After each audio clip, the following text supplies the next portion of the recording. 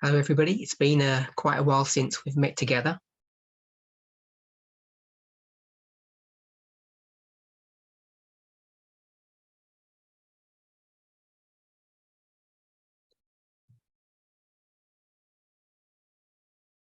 Let's open with a word of prayer.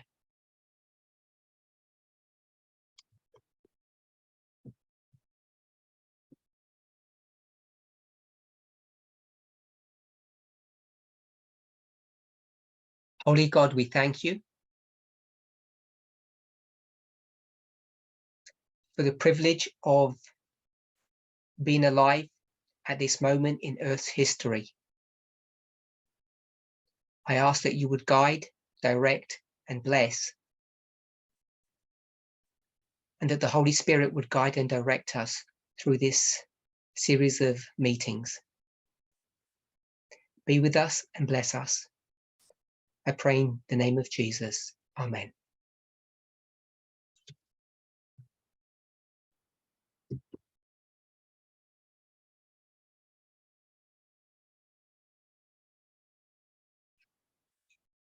Sorry, I thought that was going to get translated. That's why there was a delay.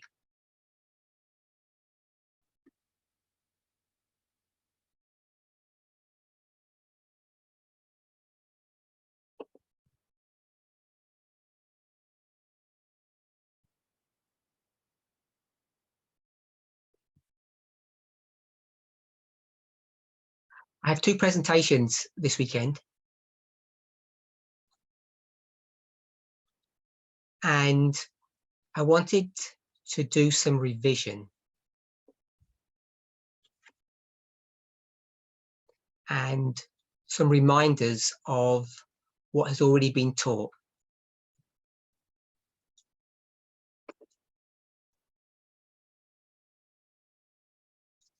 So before I begin, I want to say that I'm going to be doing a presentation based upon Acts 27.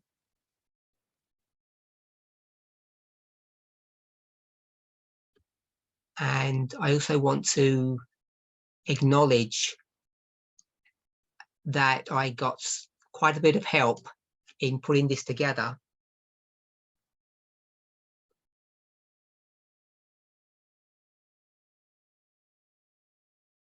From one of the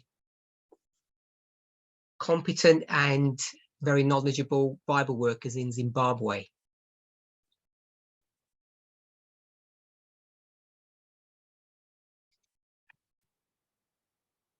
So I wanted to just draw some lines.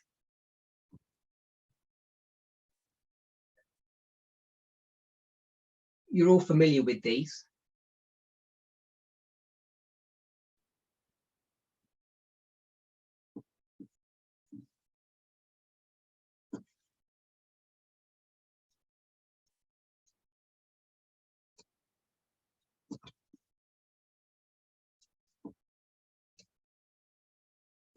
So this is the line of the 144,000.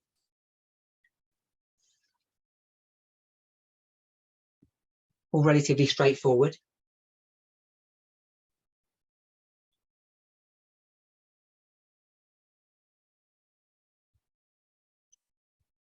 I've asked for the chat to be switched off. I normally would like to have it on, but if we have it on, then we'll have too many people responding.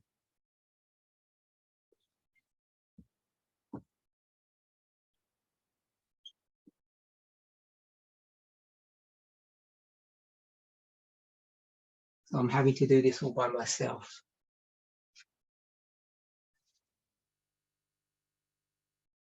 So we'll now draw the line of the priests.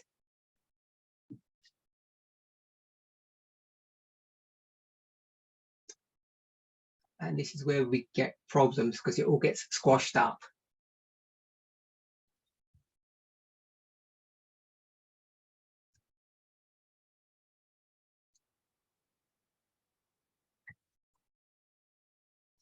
And then the Levites.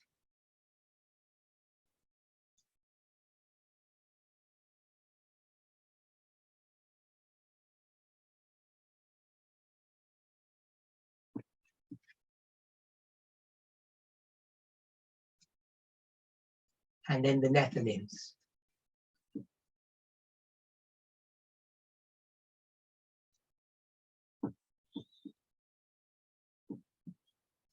So I apologize that it's out of scale.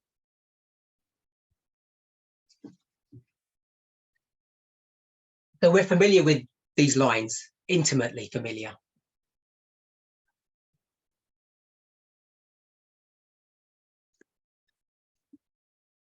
And you all are familiar and understand how we cascade these waymarks through these histories.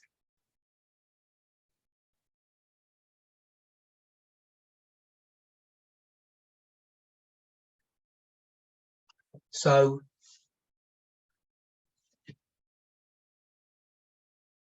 this would be the Sunday law. Sunday law. Sunday law.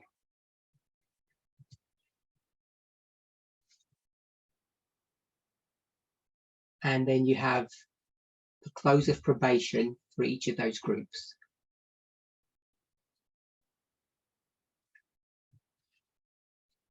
So the reason I drew these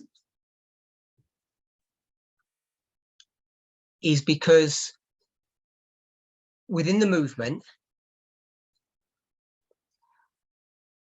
there's a burning question that everybody is having. And that question is, if we are in this history over here,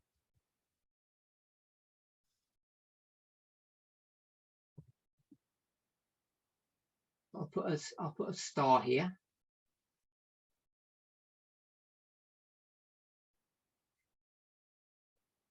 First of all, it looks like our line has finished.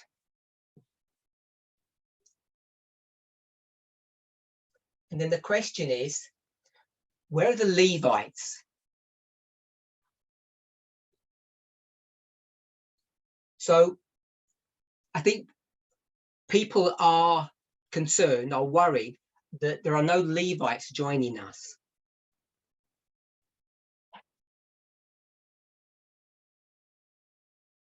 And if there are no Levites joining us, what will happen when we get to this history here for the Nethinims?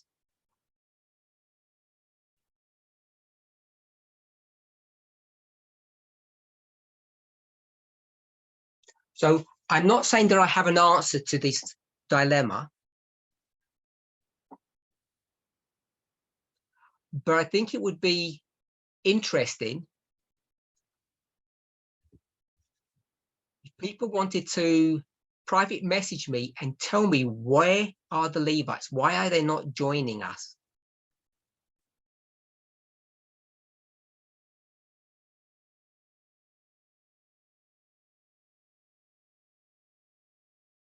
So I want to say, don't give me the following answer. The reason there are no Levites coming is because there are sinners in the camp.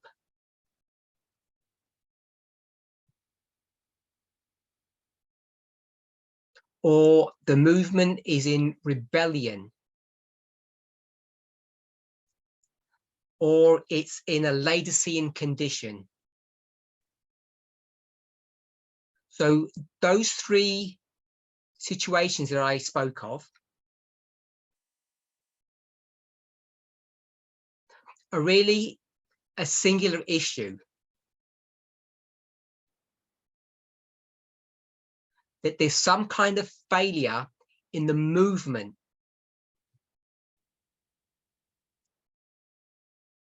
Oh, there's one more I didn't add, sorry. Don't blame me.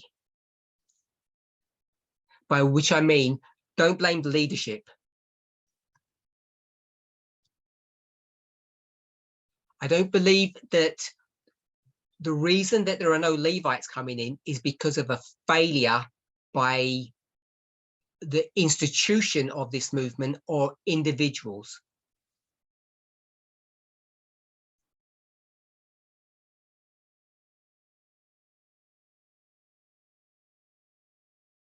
So if you try to give me your thoughts, your feedback over the next 24 hours, when we meet tomorrow, we'll have a short discussion about what people's thoughts and ideas are.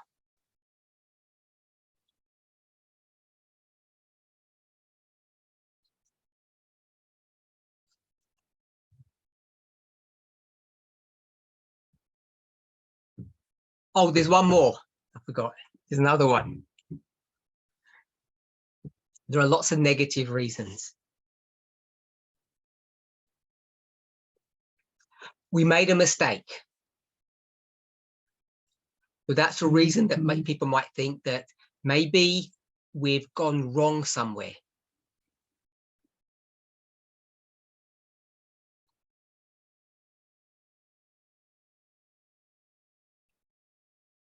Which is why we want to have a brief discussion about Acts 27.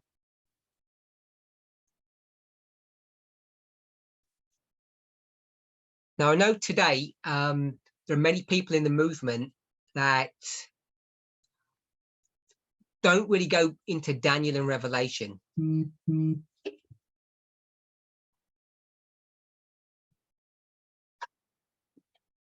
I don't know if people are studying it privately, but there are very few studies that I am aware of where people are speaking about those two books.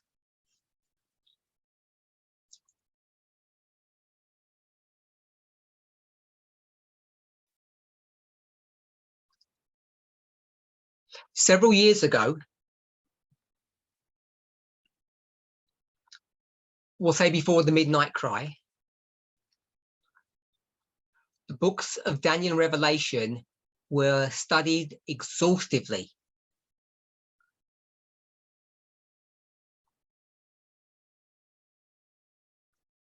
And one of the key passages for me personally, one of the anchor visions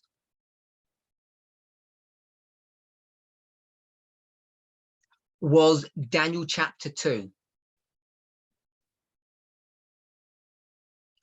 And if you look at Daniel chapter 2, it's clear that there is a movement that is created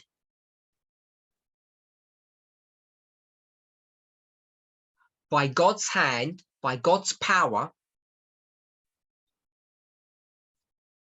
that is taken from the church.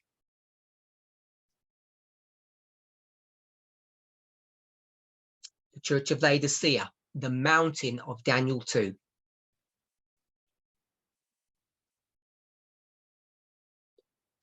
And when you start taking that model and then you overlay Acts 27 on top, we say Acts 27, but it includes chapter 28 as well, of course.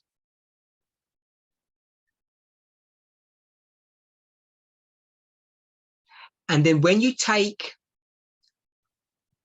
Ellen White's writings, particularly early writings and the Great Controversy, you begin to see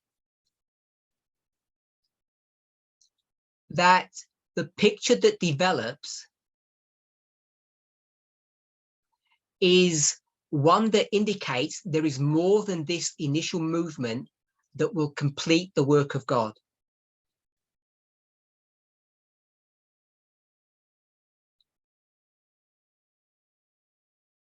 Ellen White is clear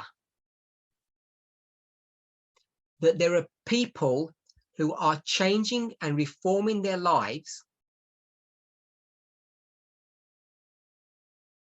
people in God's church, right up to the Sunday law. So we have plenty of evidence that there are going to be more people than are part of this movement.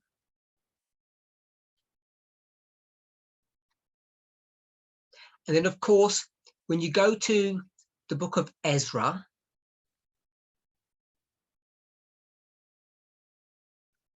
and you look at that history, and you look at Chronicles and Kings,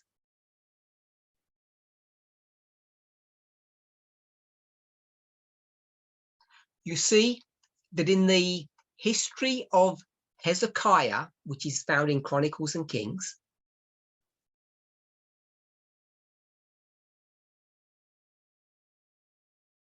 that when they want to restore the work of the temple, that work cannot be accomplished by priests on their own.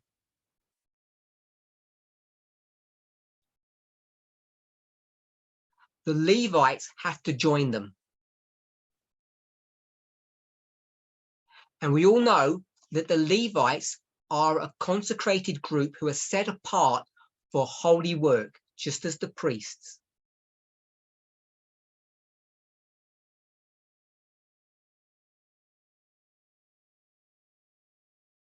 And then when you overlay that story with Ezra, and I want to remind us that the book of Ezra and the story that we've just spoken about are not happening at the same time. They're different histories.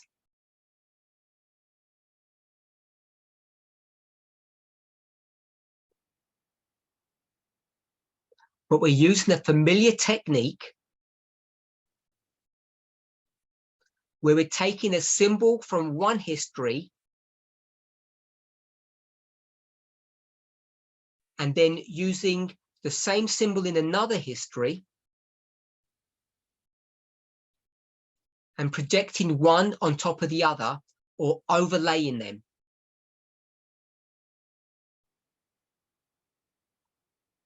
So as soon as you have priests and Levites restoring the temple,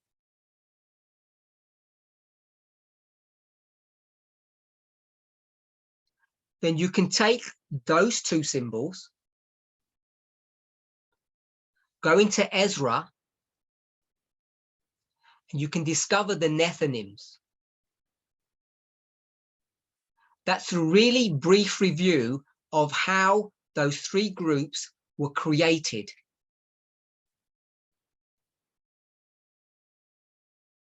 Or discovered, depending on how you conceptualize it.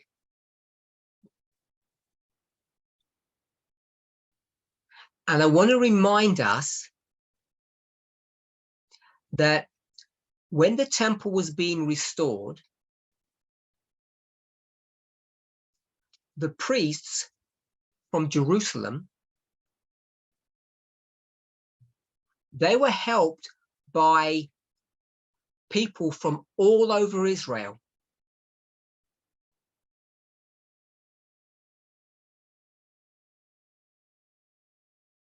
The more detailed you look at in various stories, the more evidence you have that there are indeed two groups in Adventism.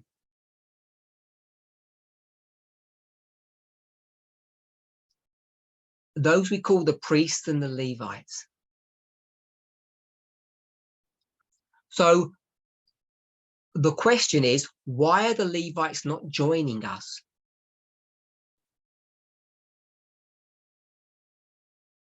And as I say, even though I don't have the answer, one thing that I am certain about, that there isn't a negative reason, a failure of members, leadership, or this institution.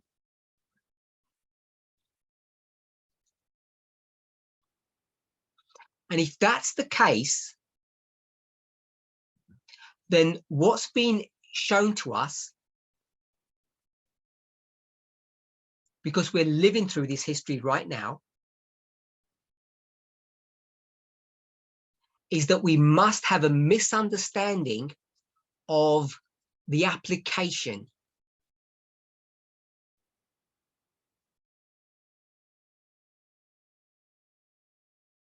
The Bible speaks and tells us that spiritual things must be spiritually discerned.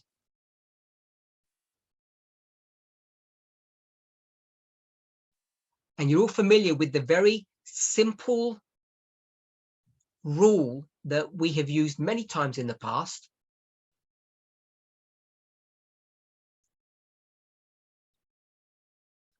Local, literal, worldwide, spiritual.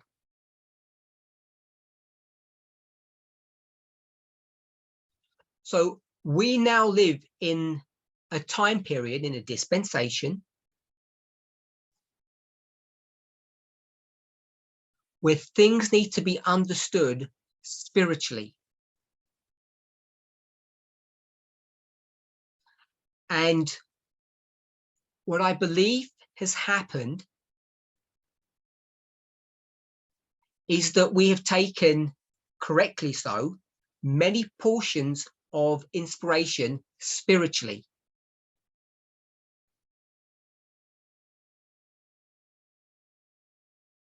But we've held on to, I want to call it, some baggage.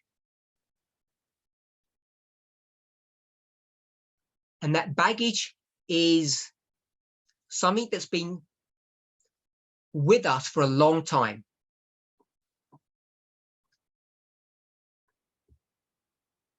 It's that we're still inclined to see things literally.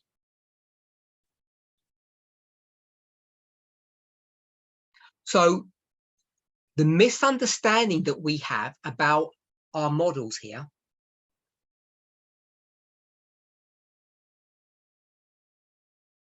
is not that the structures are wrong.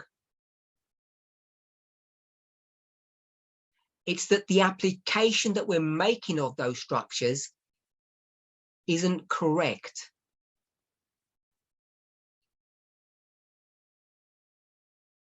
And I think the reason it's not correct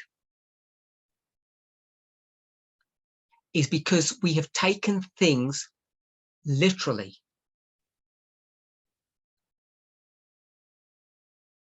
And when we do that,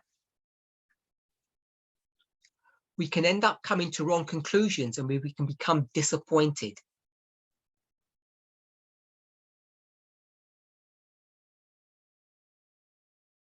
Now, if we have misunderstood the line of the Levites in application, then you can be certain that we've already misunderstood the line of the Nethinims.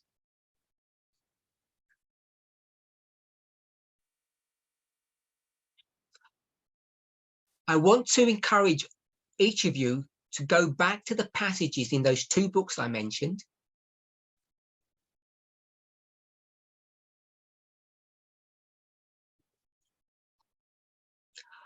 I'm going to jump forward a bit in our study.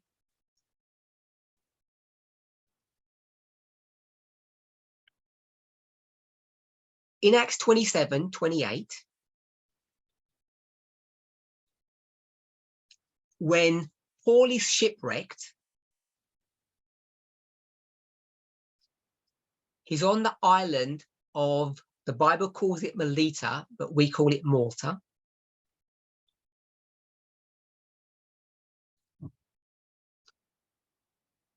And what does he begin to do there? He begins to minister to the people.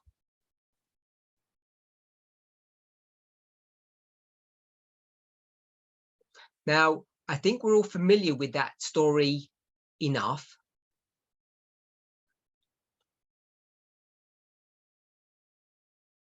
To understand that those people on that island are Gentiles,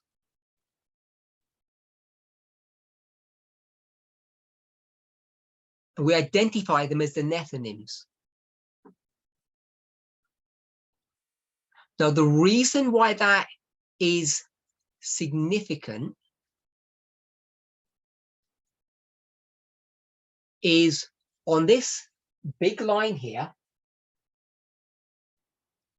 line of the 144,000, we're in this history here, where Paul is ministering to the islanders of Malta.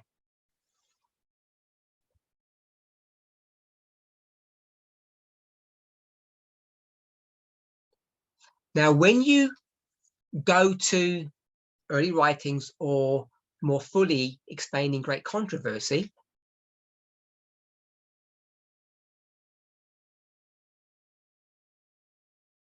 we know that it's in the Sunday law history that the church goes to the world and harvests it.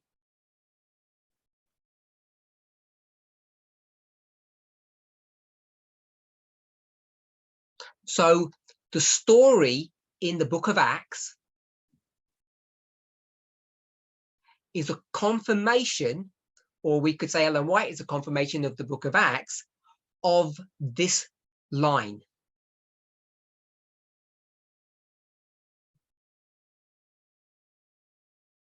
Now,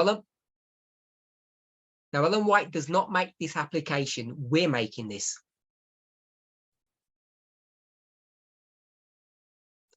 And what's so important about Acts 27, when we project that onto the Great Controversy narrative,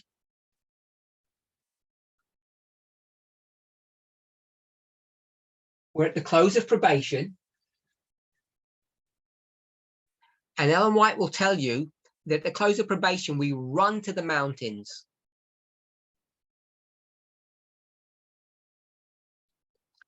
We stop our ministry, the ministry to the world. So you can go to Daniel 2 and see this same story laid out.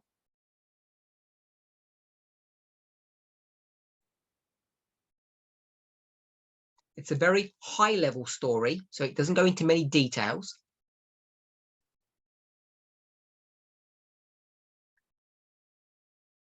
So it's going to merge the Sunday law history and the time of trouble history, those last two dispensations.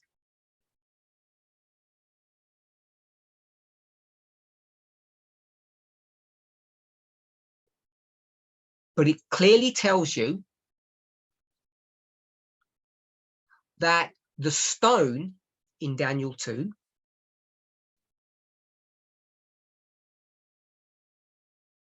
the imagery changes to a threshing instrument for harvest.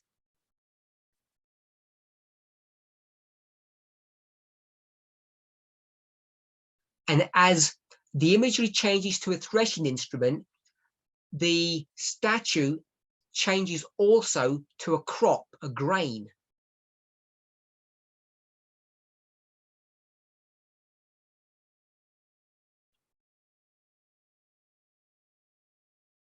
So the wheat is threshed and separated.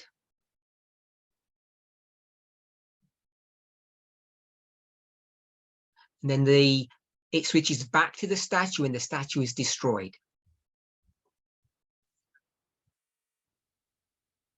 So Daniel 2 covers the Sunday law history and the time of trouble, or the close of probation history.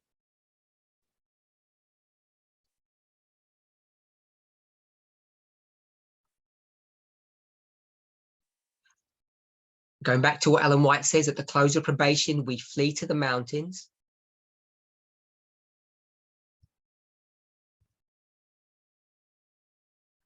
And the reason we're fleeing Often we want to give a positive spin or a positive idea on our reasons.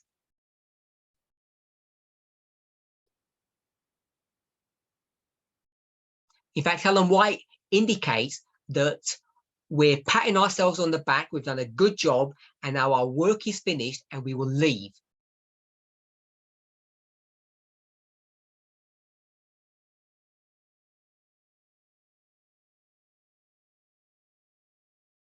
But of course, we have a very powerful story in the life and history of Elijah.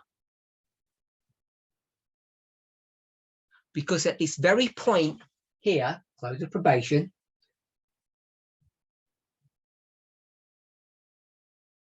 Elijah is going to go to Jezreel. That's a city.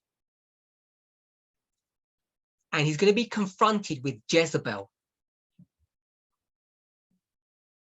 And in fear, he flees from her because of her wrath.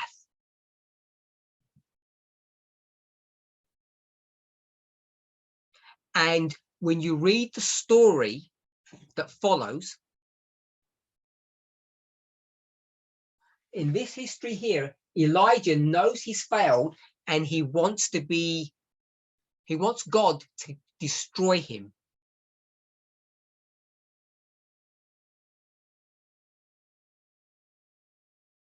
And when Ellen White comments on that history, she agrees that Elijah has failed in his mission.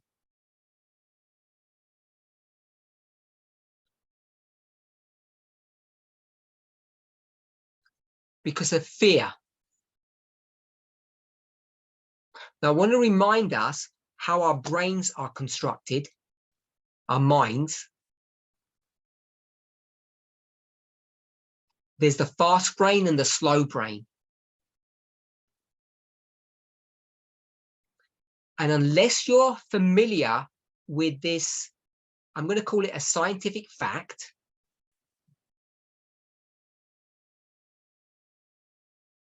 When you read inspiration, it's very easy to come to wrong conclusions. And often we don't understand God's mercy.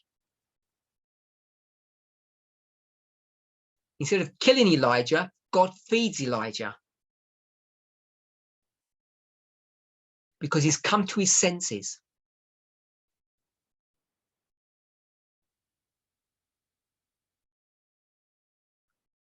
Came to his right mind.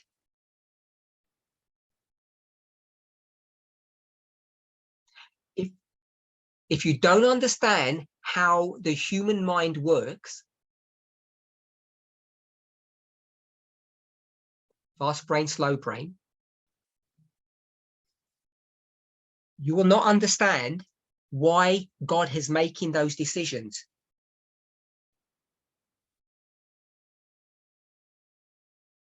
It's not because God is merciful on Elijah or turns a blind eye, but the human being Elijah is created in the image of God.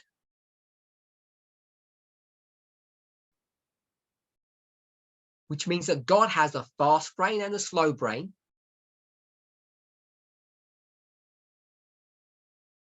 And God understands clearly what Elijah didn't.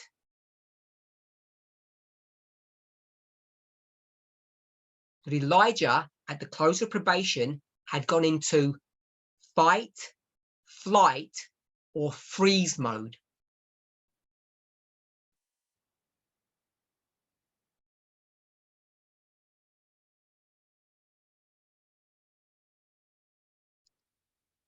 And flight means to run, in case translators don't know.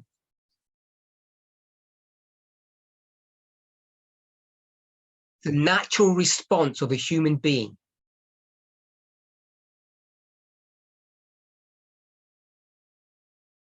So God is working with that human being's humanity It's not a sin problem in the classic way that we would normally understand it.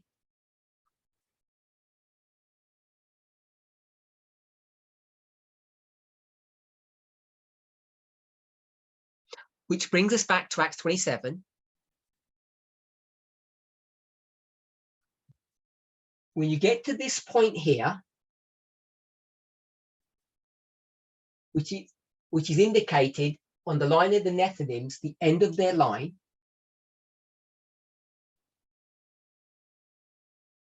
and this is where the Nethinims are going to be ministered to.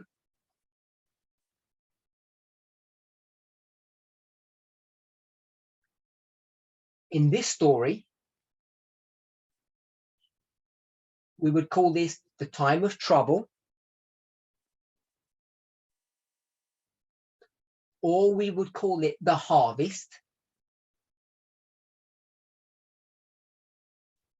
We often refer to it as Jacob's time of trouble.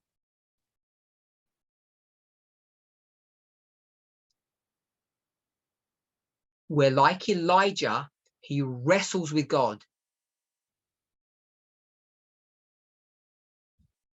But in Acts 27,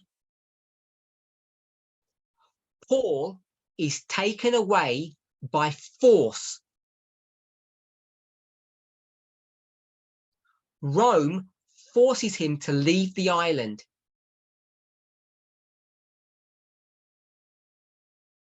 So he no longer has access to the people of Malta. The people of Malta are the Nethinims. So their ministry, or the ministry to them, must come to an end.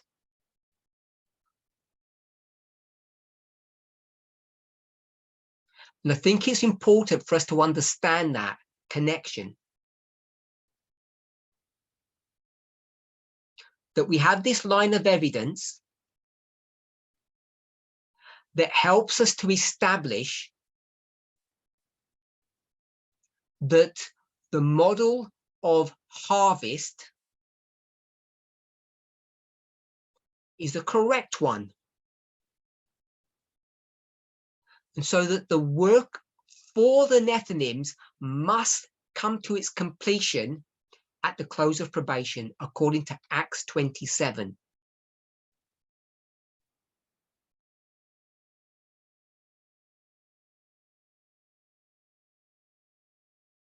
So there is no mistake in these lines.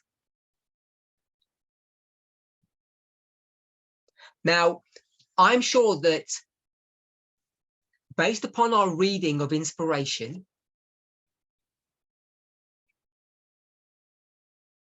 that we're expecting a great work to be done in the Sunday law history as we minister to the Gentiles, to the Nethinims.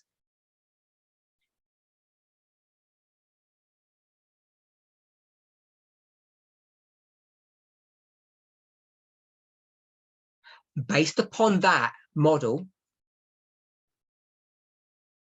we as a movement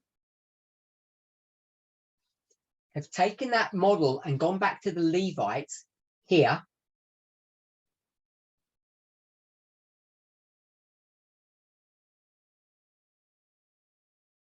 And we've said we must therefore do a great work for the Levites and harvest them in.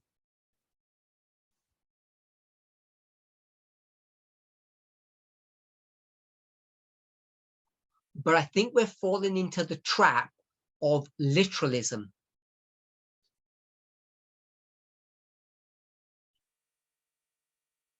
Because we have too much evidence that the structure of these lines is not at fault.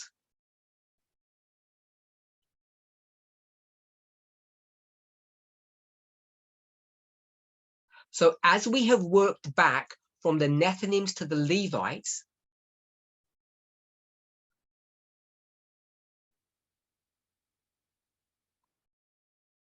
we can go from the Levites to the Nethinims. So if we've misunderstood the work that's going on in this history,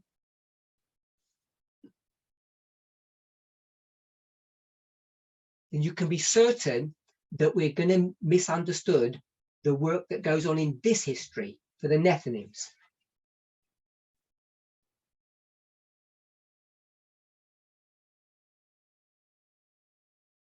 And I want to remind us that in this history, for the priests, there were many misunderstandings about what was happening and what was going on.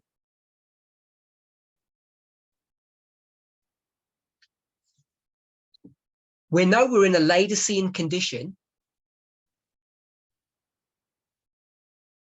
There's so much evidence of that in our movement.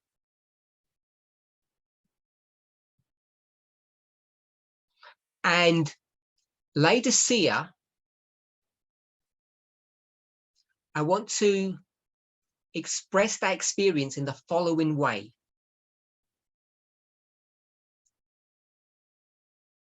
A love for earth more than a love for heaven.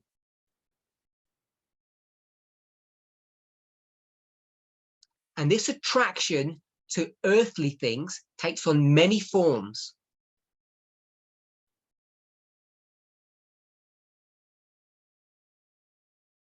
So how can it be that we've entered into a deep Laodicean condition,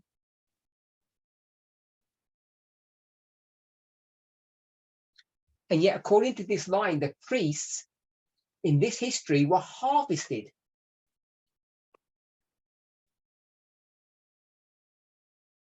Harvested for heaven.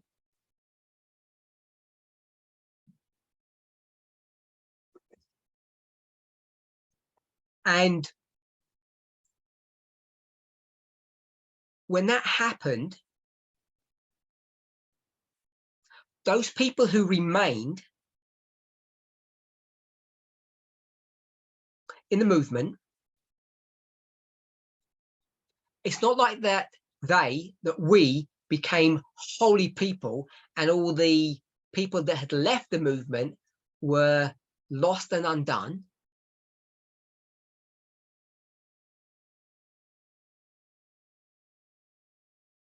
Because we're talking about this movement now, and we're in this history,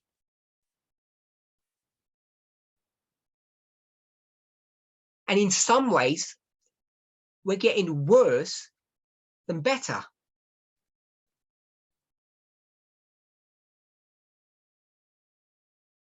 And the only reason I say we're getting worse is not that we're doing worse things.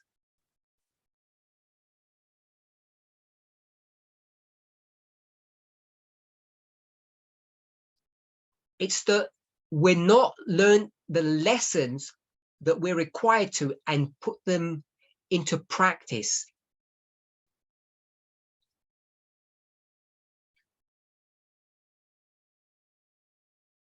So the sinfulness of sin seems to grow.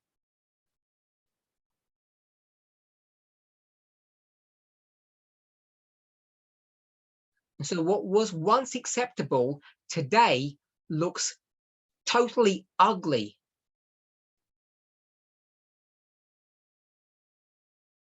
To whom much is given, much is required. So we already know that our understanding of harvest,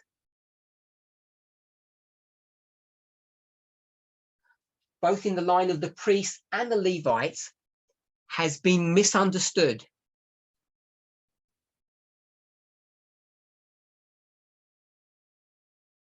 And therefore, we're misunderstanding the line of the Nethinims. Therefore, we need to take heed to the events that are occurring in the world. So that we can better understand our place in the history of the end of the world. Because it's almost certain that it's not going to be as we expect.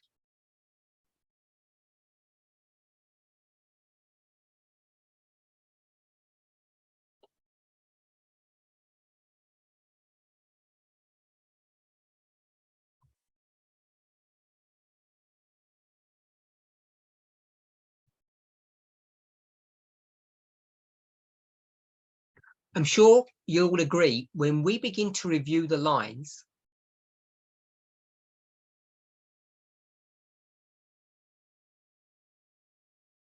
the foundation that has been laid for us by Elder Tess is broad and vast.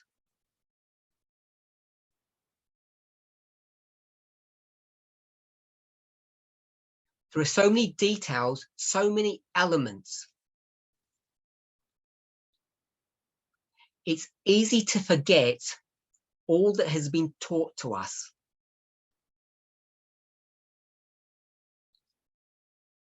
There is just too much information to go into any kind of detail.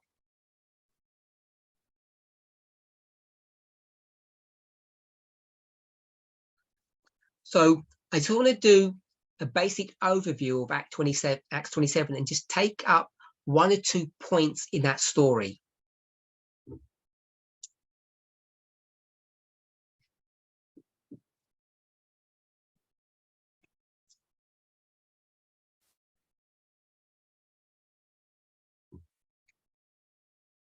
So perhaps we should first go to the Bible.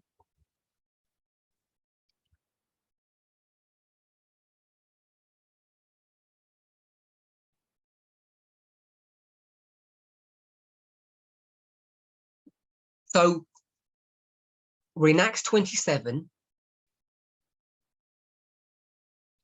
and it doesn't say this in verse 1. You have to go to a previous chapter.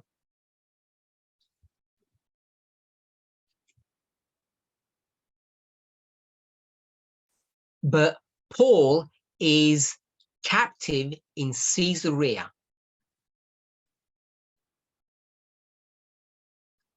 Caesarea is in Israel. So Paul is captive in Caesarea, and he's going to be sent back to Jerusalem to be judged.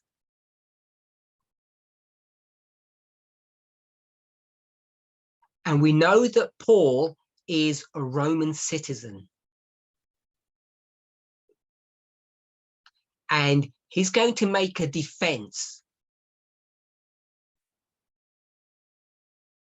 that only a Roman can make.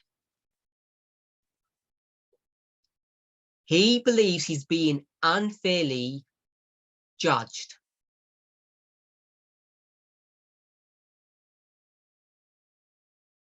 If he was sent back to Jerusalem.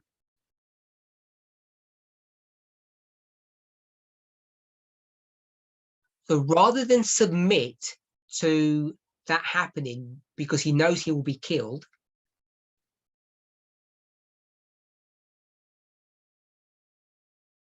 he speaks to the Roman governor and he appeals to him and says, I want to go to Rome.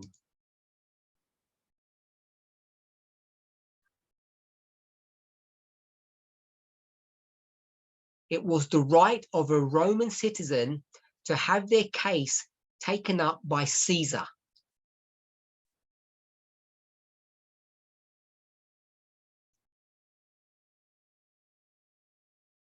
In today's language,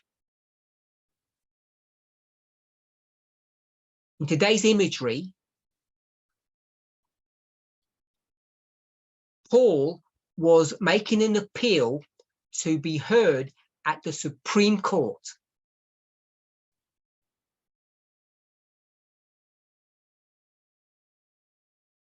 Which is his right. And so in Acts 27, verse 1, he is going to be sent to Italy.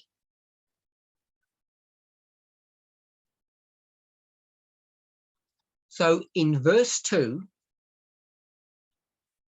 he's going to enter into a ship of Adramyttium.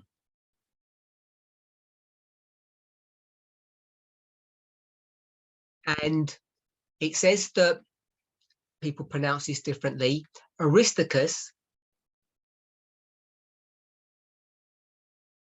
Paul, and it doesn't say, but Luke is with them. There's 3 people on the boat, and they're all going to go to Italy.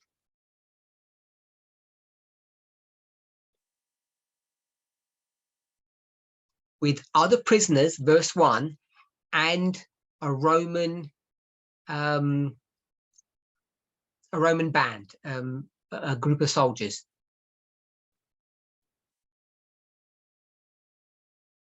So I know that we're all familiar with this, but if you look up the word admiritium,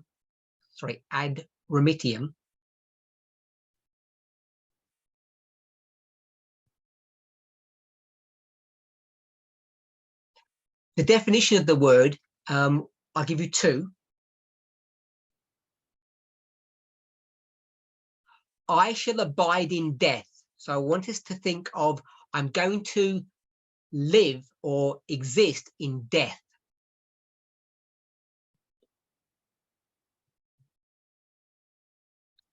Another definition is the court of death.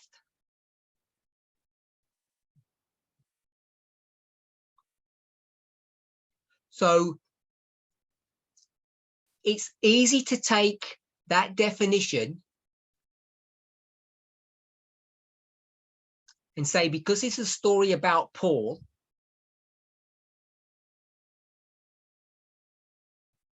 and it's talking about the court,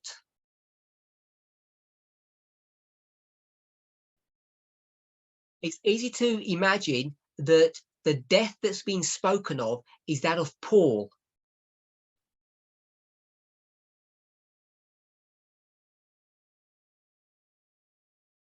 And if you go to the literal story, that ends up what happens to Paul. He does get killed by a Roman court, Caesar.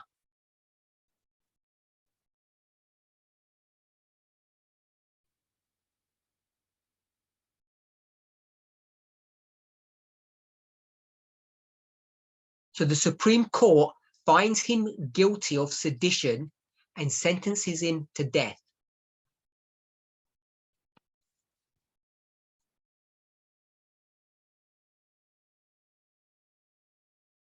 Now, Paul goes to Rome twice. He goes on this journey,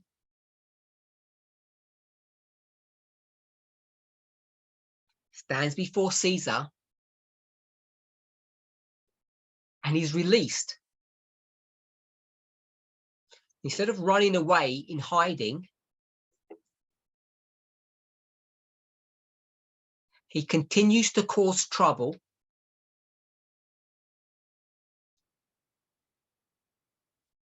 And sometimes later, he is captured and sent back to Rome, where he's executed by the same court.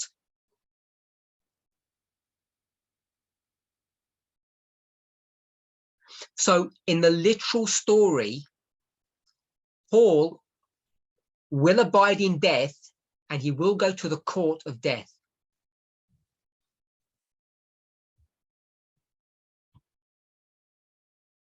Now, if you were to take that surface understanding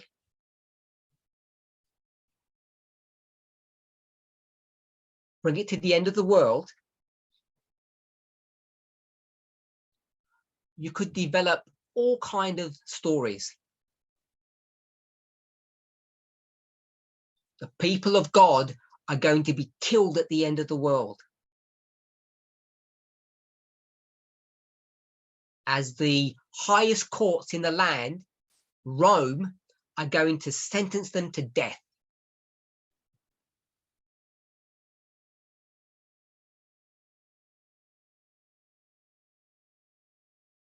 And of course, that would be a reasonable conclusion to make. But you have to take the whole of the story. And one of the beautiful elements of this study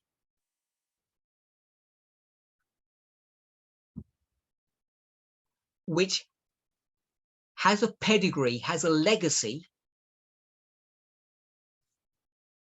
because it's not the first time that it's happened,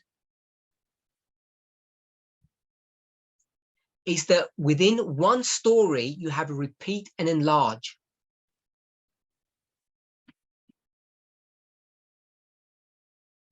Because if you trace through this story,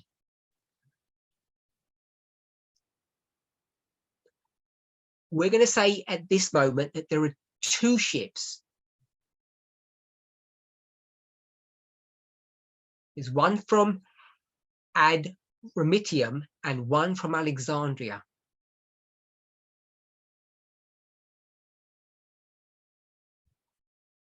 Now I say two, but in fact there are three ships.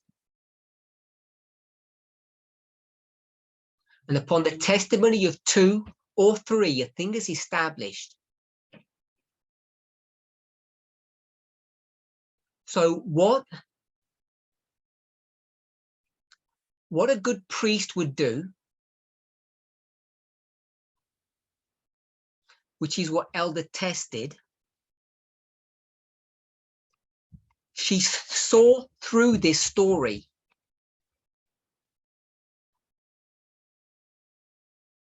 And rather than being distracted by Paul, who is the theme of this story,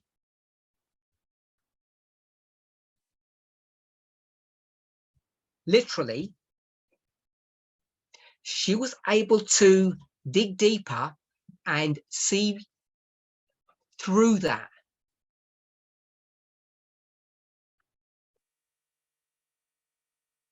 So Paul is consistent all the way through this story from beginning to end.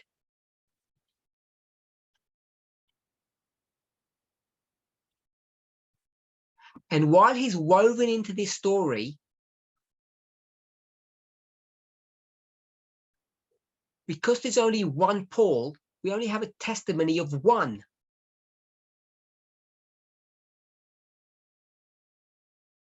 Which means you could not get a repeat and enlarge in this story easily.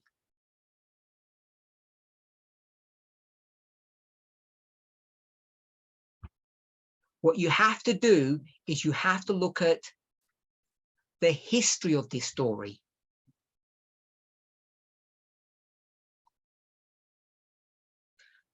You remember the story or the history of Pyrrhus.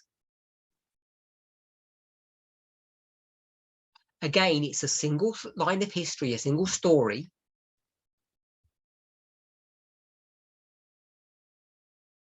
But if you start looking in detail, you see that the story is divided into segments.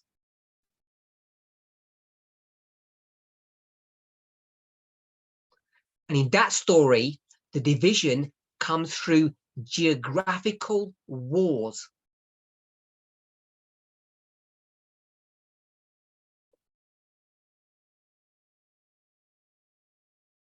And you get this same repeat and enlargement.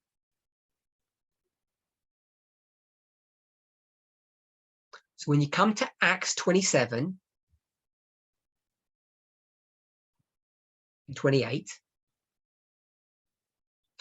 it's the story of the ships that opens the key.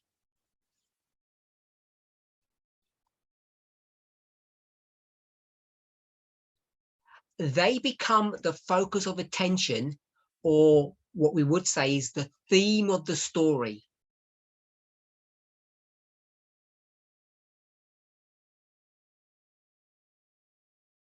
The two cities, Adramyttium and Alexandria,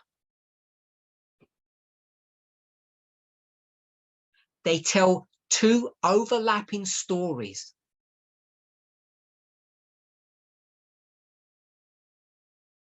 And in the ship of Alexandria, there are two ships from the same place.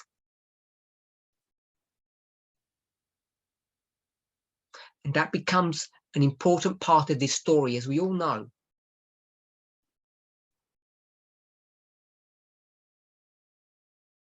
So we've seen enough presentations on this story, so I'm not going to go into detail and I'm not going to prove things.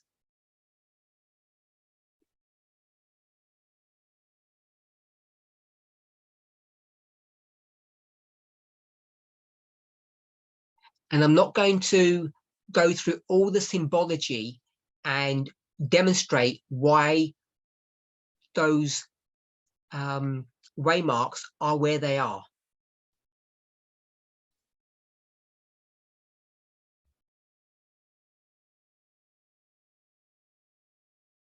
So the ships are on a journey and they make many stops. And in doing so, we can begin to get waymarks for the ship's journeys.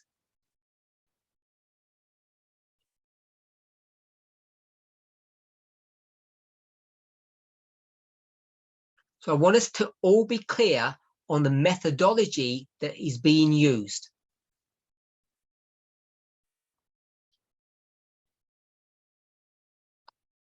We're taking story after story and putting these various stories on top of one another.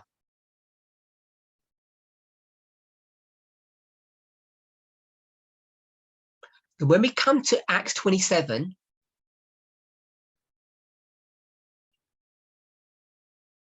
what we know about this story is it's the story of Paul's life.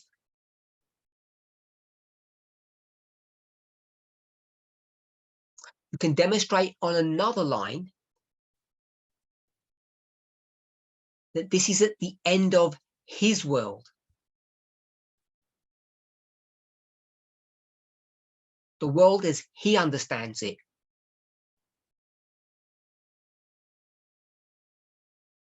This is the end of Jerusalem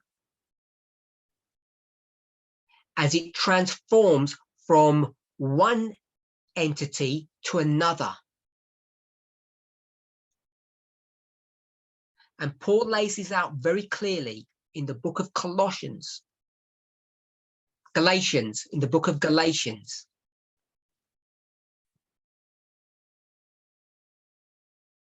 He speaks about two Jerusalems, one on earth, one in heaven. And the one on earth is going to come to its end. It's the end of the world.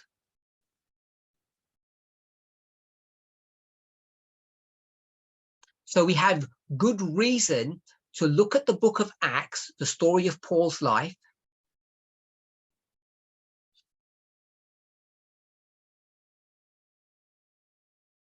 and look for application at the end of the world. As we go from the death of one Jerusalem and the birth of another,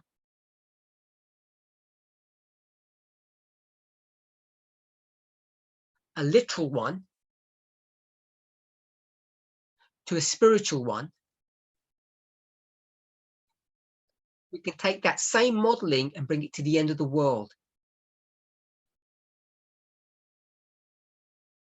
which is what Daniel 2 does. In the language of Paul, it's two Jerusalems, a mountain and a stone.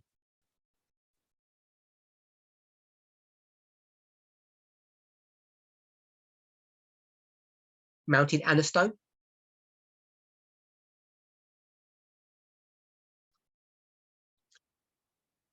And the mountain is, we're going to say literal, it's physical, it's visible, you can touch it.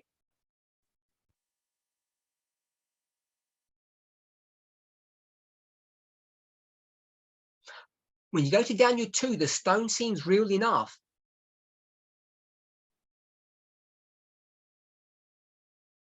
But Paul is clear that it's a spiritual Jerusalem.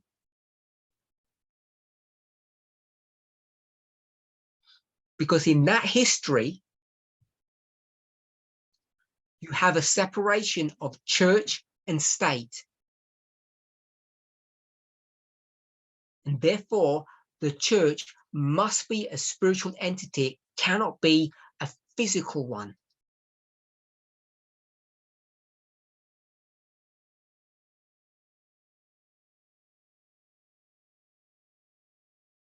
It has to have a different construction than the one that precedes it.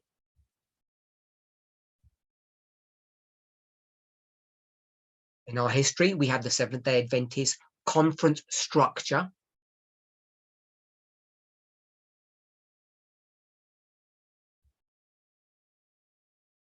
The mountain, literal, physical, it's there. And then you have this spiritual movement. People often ask, what is our name? When are we going to have a name?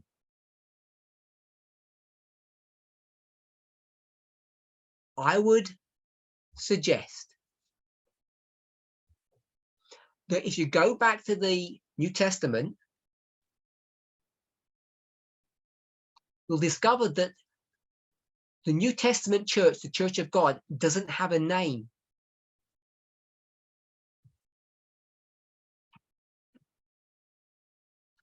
Paul will identify it as spiritual Jerusalem,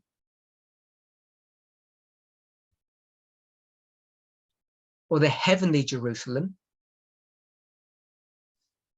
but he knows very well that he's using that symbolically.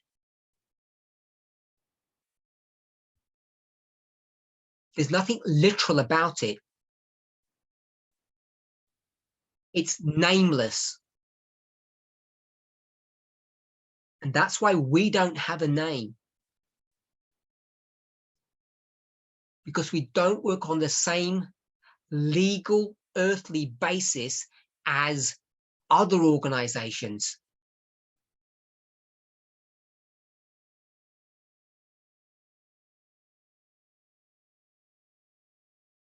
We're a heavenly band movement.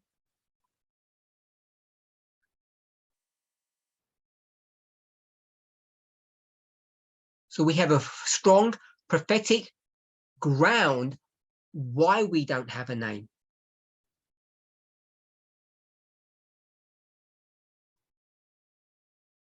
So coming back to Acts 27,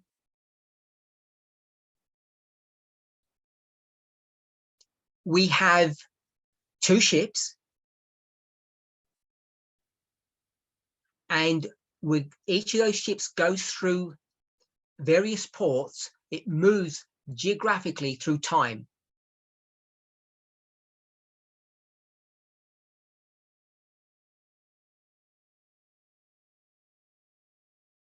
And as soon as you shift your focus from Paul 1 to the ships 2/3,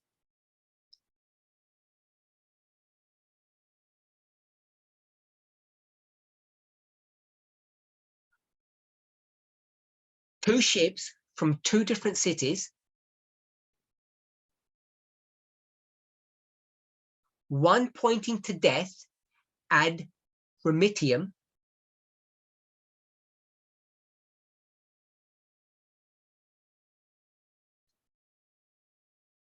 judged and found wanting.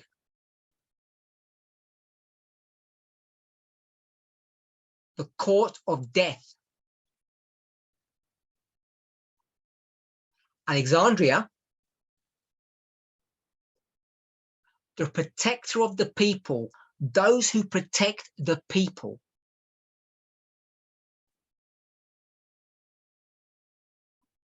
So there's one boat, one ship that is the protector of people, and the other one speaks about a death sentence.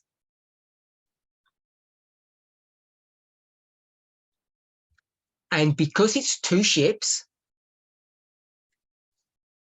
you begin to see the license to repeat and enlarge a story.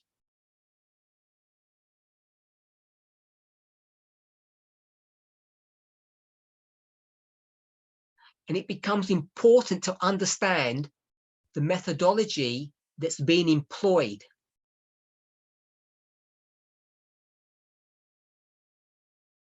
It looks simple enough, but it's very sophisticated, and it has a long history.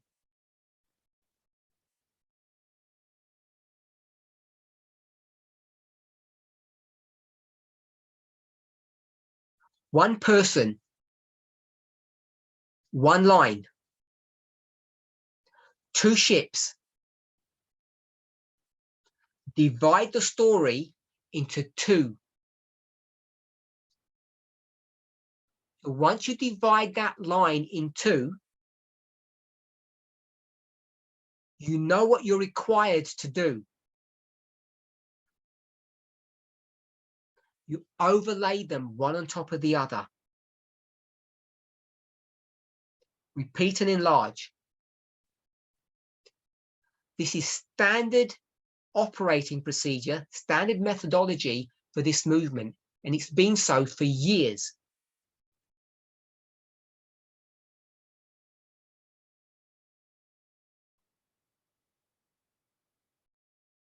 And there are several stories, not that many, but several,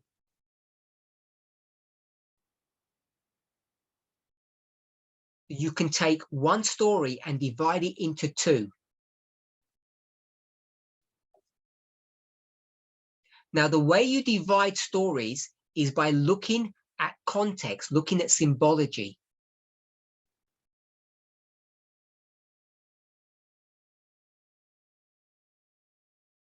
Remember, if Paul was the subject of this story, you would not be able to divide it. You would not be able to have a repeat and enlarge.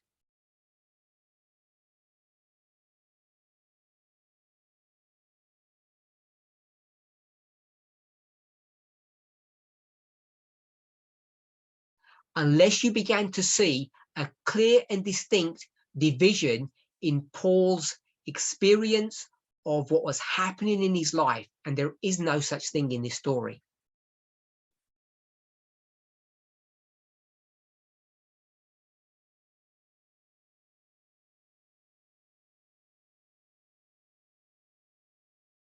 It's a simple story that Paul goes from Caesarea to Rome.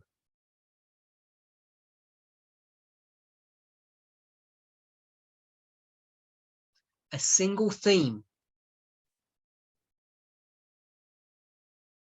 And it's the boats that are the key to unlocking this story.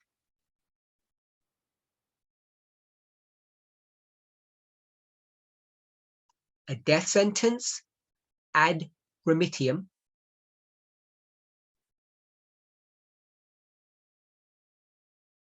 The protector of the people, Alexandria.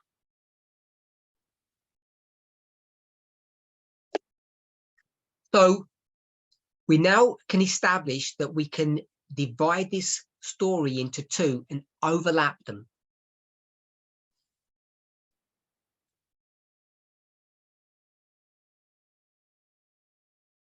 Now, the second thing we need to be clear about, when you have overlapping stories, sometimes they don't begin or end at the same point.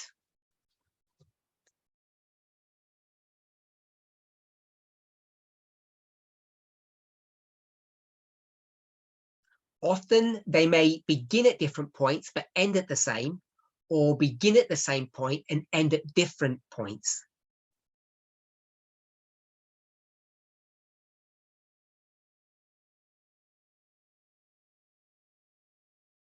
But something that's common to these stories is that even if they may begin at different times, often you can use symbology to align things correctly.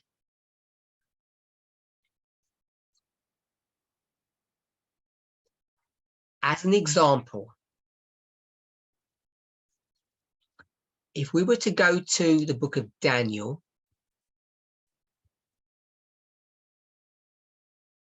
chapter 11, verse 40,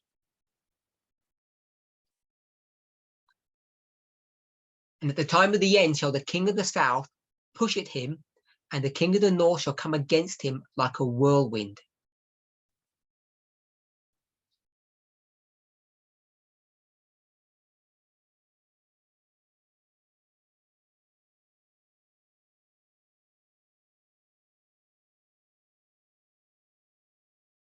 Have you read it?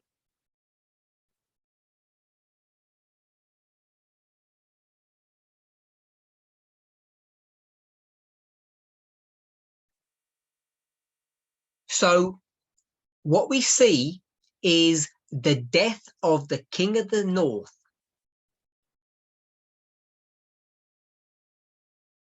Him. And then we see that the king of the north shall fight against him, the king of the south.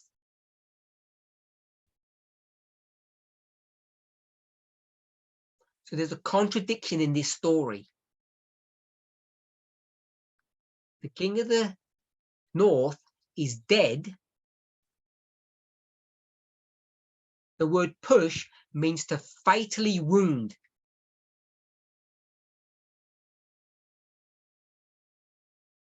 And to overflow and pass over means destruction.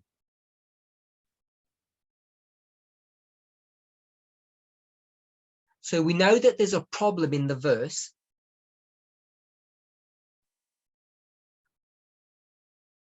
And to explain that, you just go to the book of Revelation. And the nicest place to go is Revelation 17.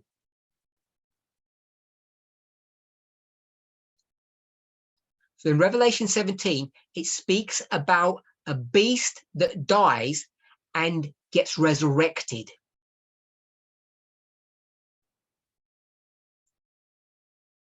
And that beast, we can understand it to be power,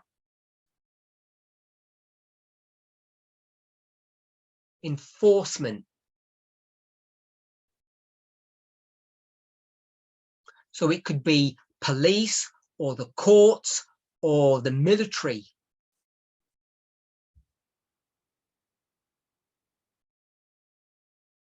There's a resurrection of power.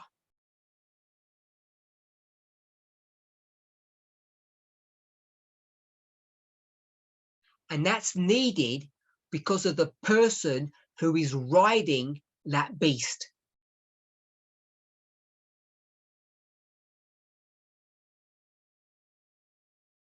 The person is riding a dead beast for a while.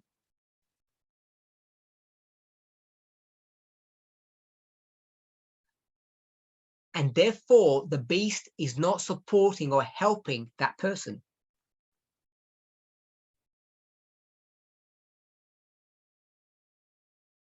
In 1140, it says chariots, horsemen, ships, power. So when you bring these stories together, you see there's a resurrection of the king of the north. And when you see that, what you're able to do is to take one story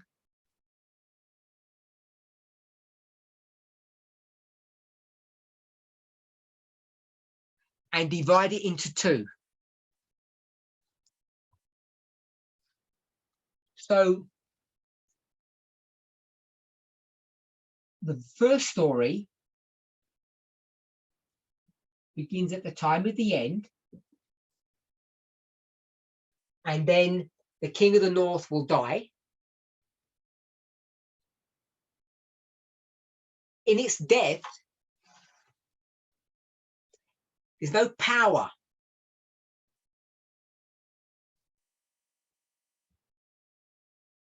And then it resurrects. And when it resurrects, it will then have power. Revelation 17 explains this story very well. So the question is, when does this happen? That's what's crucial to us. And because you're taking this story and we're going to cut it, we begin to have a clue of when that will happen.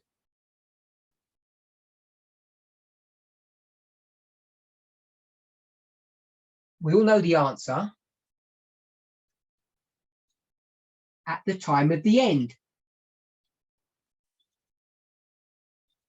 And because it's at the time of the end and we've cut this story, we can take this line and bring it underneath.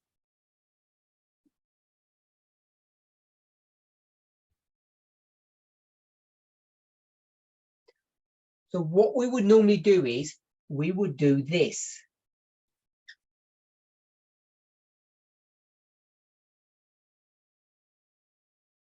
We'll call it 1 and 2.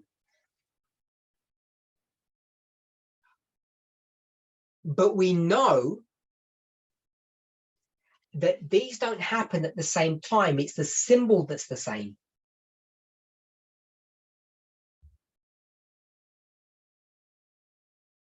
Now, in this story of Daniel 11, we know the dates.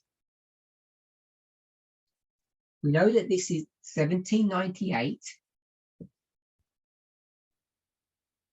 And we know that this is 1989. Now, because we're so used to doing this, we tend to automatically bring the second line and line it directly under the first.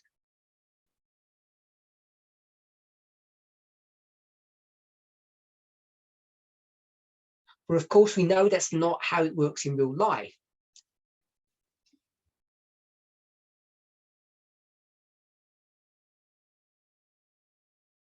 Because there's no time at the end of resurrection at this history.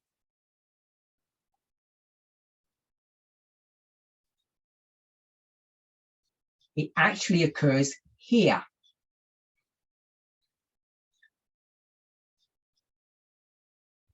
In 1989.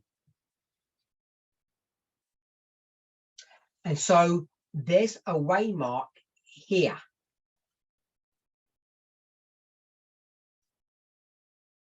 When you take this story as you go through.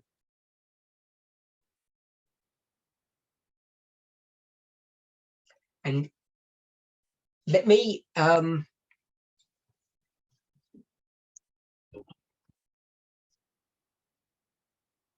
put it where it would be.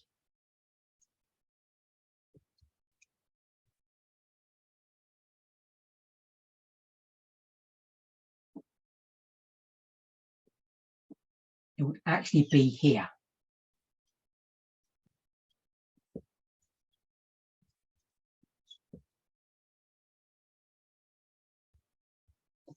So what we can do is take this one line and bring this one underneath, and normally we would place it here.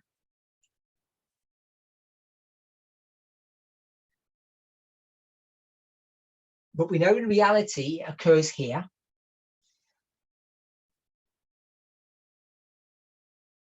So in this story, this time at the end here, the resurrection actually becomes its own waymark in this story.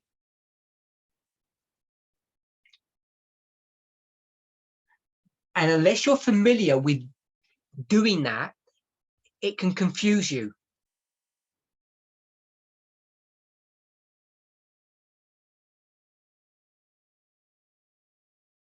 So what we're doing,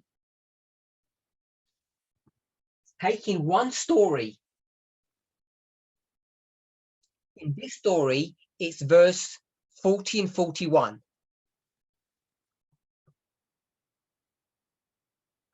And then we split the verse and we say that there's a time of the end and there's a second time of the end.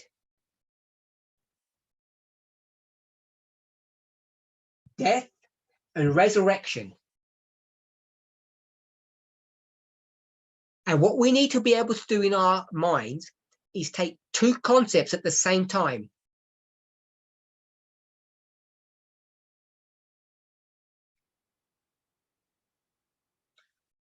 We continue the line. So this is a real waymark in this line. But we can also divide the line and repeat and enlarge.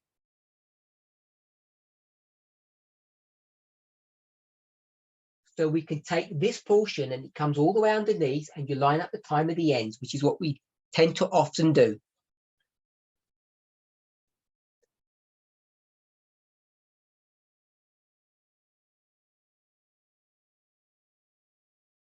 But this resurrection, the second time of the end, actually occurs at a different point in history, 1989 and 1798. There's a span of time between them.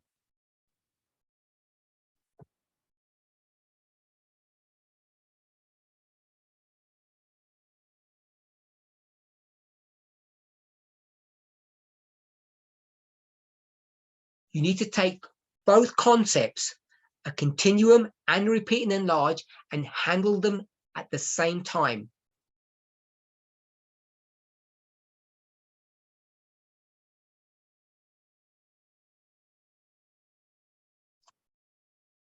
Now we call this the time of the end, but it's actually the beginning. The time of the end can be considered as a point in time and a dispensation.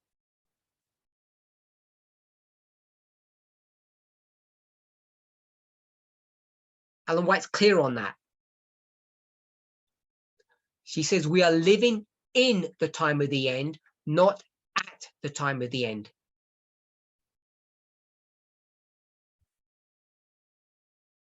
So the time of the end, the waymark, is the start or the beginning.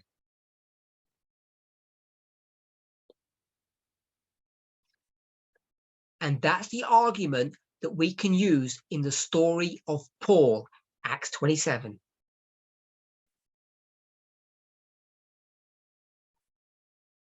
That there's going to be a start of the journey in Caesarea,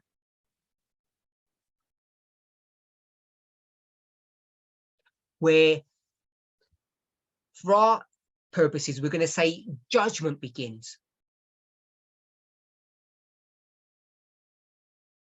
But he's not being judged yet.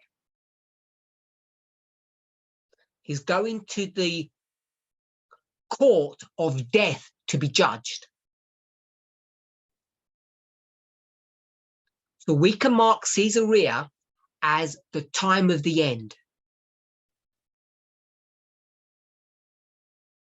Now, as we find in this story here, two lines.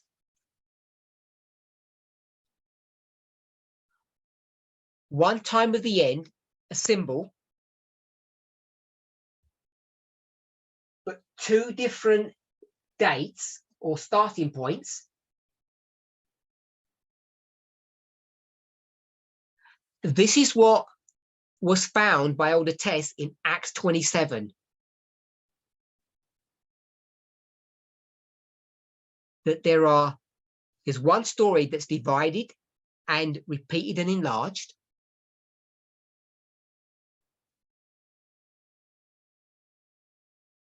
They both start at the time of the end. But the time of the end in each story is different.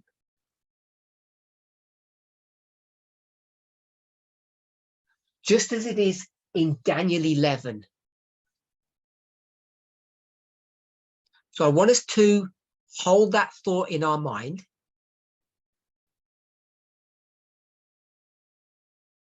And tomorrow we'll continue this discussion.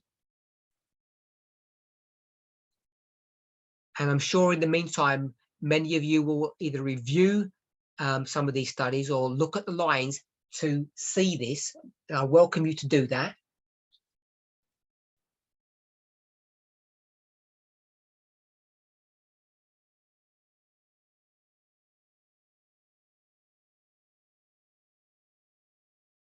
And I've sent you my thoughts on why the Levites are not joining us.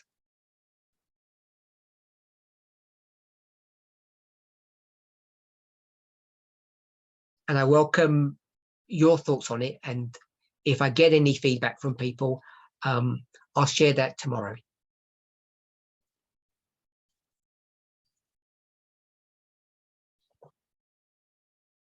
Okay, I want to thank you all. And let's close with a word of prayer.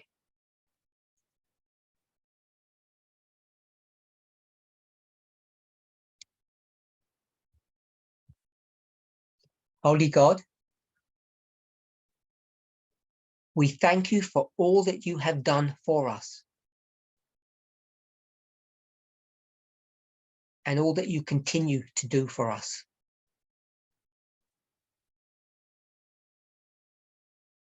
In the past, we would say that you have mercy.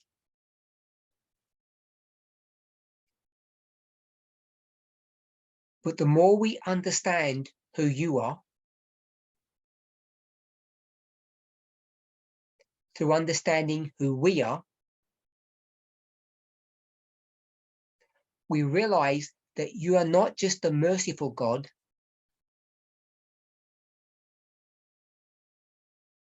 but you're a God of understanding and knowledge.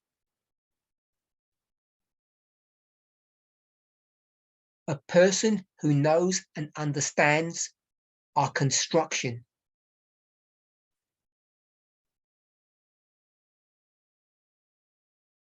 Therefore, you do not overlook our faults and our defects.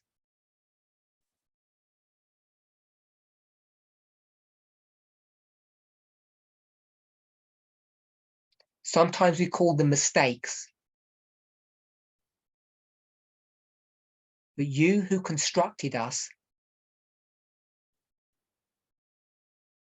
understand how we were made.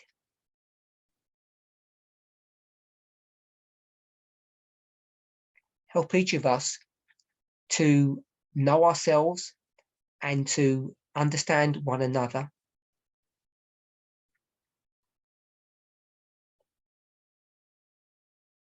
Help us to have confidence in the structures that have been given to us by the Holy Spirit.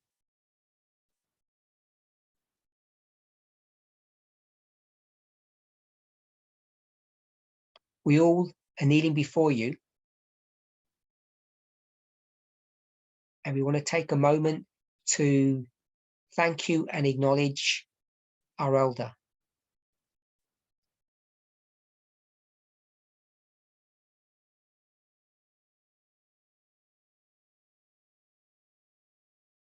We ask that you would be with her and strengthen and guide her.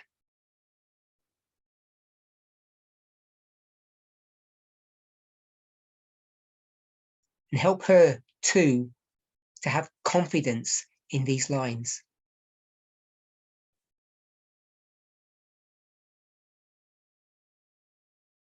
Help us to understand and remind us how to construct these lines.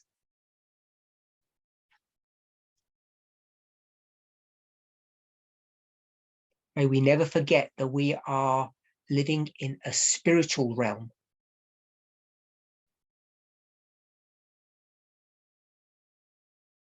A kingdom that's not of this world. And help that understanding to shape and mold how we view ourselves and our interaction with the world.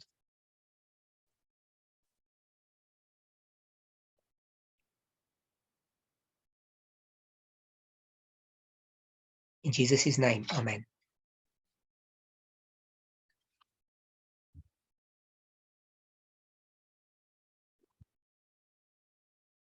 Thank you, everybody. And you over to our host.